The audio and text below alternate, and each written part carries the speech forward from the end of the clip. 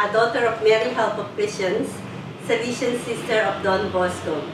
I am here to share my vocation story. I am from Mandaluyong City, Philippines. I was an active member of the Legion of Mary, Catholic Youth in Action, and a volunteer catechist in San Felipe Neri Parish. I belong to a big and happy family where true love reigns. I am the seventh of the 10 children. I grew up witnessing the generosity of my parents towards those who need help. They are both loved and respected by our neighbors. I can say that they are both generous and cheerful givers. They always say, it is better to give than to receive. I like them being cheerful and full of jokes. Their sense of humor is really contagious. My parents established the rule that we have to bring 3 clean jokes to be shared while we are eating our meals. We are all looking forward to every meal and to have our turn to share the jokes that we have in mind. Our home is full of laughter. Imagine. In the evening, after dinner, we gather together and they tell us many stories, and they even perform magic tricks to entertain us. My parents always encourage us to bring our friends in our house so they can meet all of them. It was for our friends a home that welcomed, where friends could meet and enjoy themselves. As a child, I have this significant childhood experience. When I was on my 2nd grade, age 7, I saw a sister having their apostolate in our street, and I was attracted to her religious habit. I think my vocation started and was born that day. It made me think and decide to be a sister one day. I remembered once that I told God that I want to become a sister. I never repeated that prayer, and I eventually forgot all about the desire to become a sister. I only mentioned it once, but I think God must have heard it, and He never forgets. The years went fast. My elementary days, I went to high school, then college. Suddenly, when I was in my 2nd year of college, the desire came back. This time, it was so strong, and I could not anymore resist it.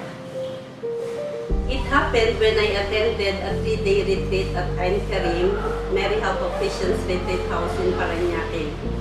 And during my stay at the retreat house, I was so disturbed by a poster in their wall. Lord, what do you want me to do with my life? And the answers come to me little by little. At the end of the retreat, I got to know one of the Salesian sisters aspirants who attended because it was their Christmas vacation. The aspirant asked me to accompany her back to the convent the following day to attend a Christmas presentation for a benefactor.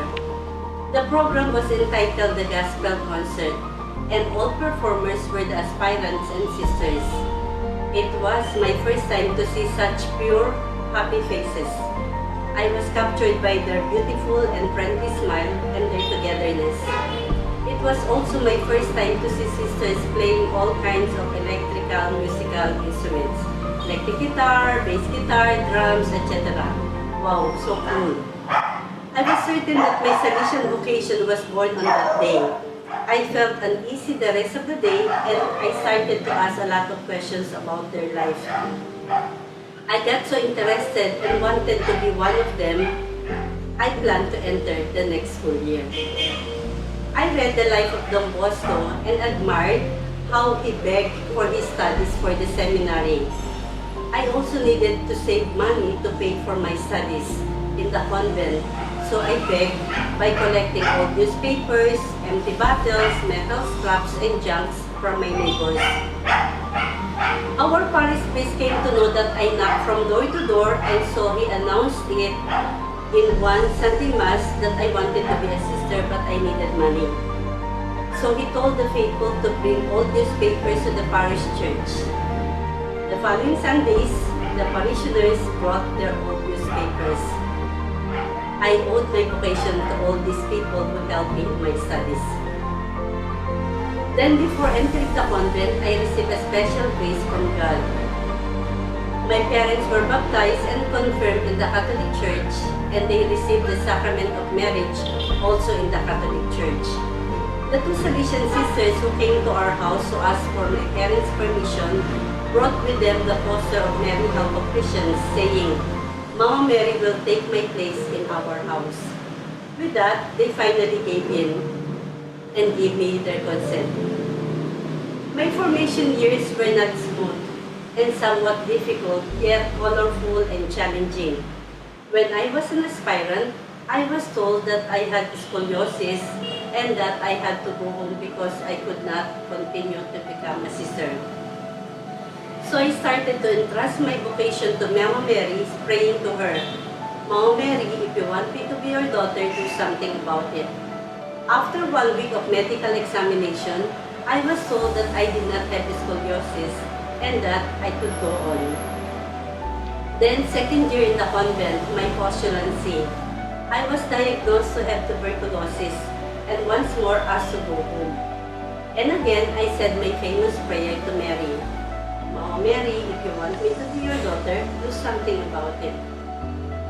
The doctor confirmed that I didn't have TB. Third year in the convent, I was a novice. They checked all my documents and said that I could not go on because it seemed I was an illegitimate child. Remember, my parents had their Catholic wedding just before I entered. So I was born outside the marriage of my parents. During the time, they were very strict with the family background. So my case was brought to Rome for the approval of our Mother General if she would allow me to continue. So I was allowed to continue after this we discovered that my parents were converted to Catholicism only before my entrance in the convent. With all the challenges I faced in my life in the convent, I had only one prayer. "Mama Mary, if you want me to be your daughter, do something about it." My perpetual profession was the happiest day of my life. I saw Mary stand and how she worked for my vocation. Mary is at the same time my advocate and my spokesperson before God. She speaks to Jesus for me. Now I am on my 34th year in the convent. The years certainly flew so fast. I remember the first encounter with those aspirants and sisters with the musical instruments. How God attracted me with music, and now it has become my way of evangelizing and mission among the young. I am here because God Himself has chosen me and has given me the grace to readily and willingly answer His call. Lord, what do you want me to do with my life? As a religious, the Lord wants me to be holy, happy, and healthy.